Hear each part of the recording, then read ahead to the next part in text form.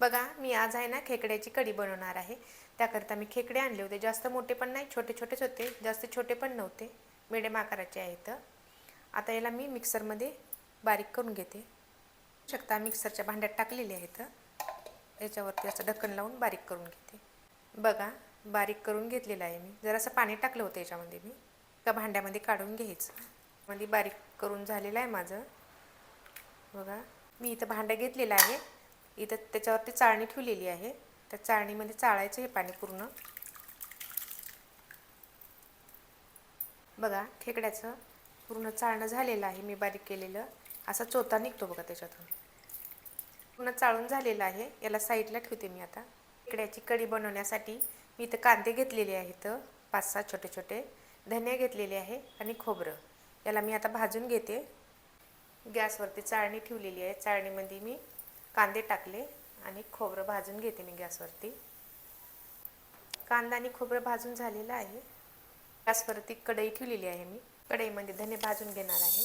बघा, धन्याला छान भाजून घ्यायचं. धने भाजून झालेले आहेत. याला प्लेटमध्ये काढते मी. कढईमध्ये थोडं तेल टाकायचं. तेलामध्ये कांदे टाकायचे, खोबरं टाकायचं, छान परतून घ्यायचं त्याला. पण आधी कांदे आणि खोबरं भाजून घेतलं होतं, कारण हे ना त्याच्यामधलं थोडंसं कच मोडते. आणि आता तेलामध्ये थोडंसं भाजून घेतल्यानं कढीला तरी पण छान येते. खोबरा आणि कांदा भाजून झालेला आहे. मिक्सरचं भांडं घेतलेलं आहे. हे मिक्सरच्या भांड्यामध्ये मी सगळं बारीक करून घेते. मिक्सरच्या भांड्याला ढक्कन लावले. मसाला बारीक करून घेतलेला आहे मी मिक्सरला. कढईमध्ये मी खेकड्याची कढी बनवत आहे. त्यासाठी मी तेल टाकते. झालेलं आहे. आलं लसूण पेस्ट लालसर होईपर्यंत याला परतायचं. 1 चम्मच लाल तिखट, काळा मसाला आणि परतून घ्यायचं याला. वाटण याला पण छान परतून घ्यायचं. चवीनुसार मीठ, हळद. मसाल्याला छान परतायचं. मसाले भाजण्यासाठी थोडं पाणी टाकायचं, थोडी कोथिंबीर. मसाल्यानं तेल सोडलेलं आहे.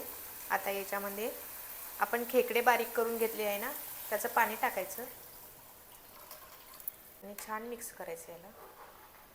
2 मिनिटासाठी प्लेट ठेवायची. मिनटं झालेले आहेत. बघा, खेकड्याची कढी झालेली आहे. असेच व्हिडिओ पाहण्यासाठी माझ्या चॅनलला सबस्क्राईब करा, व्हिडिओला लाईक करा, कमेंट करा आणि खेकड्याची कढी कशी झाली ते कमेंटमध्ये नक्की सांगा.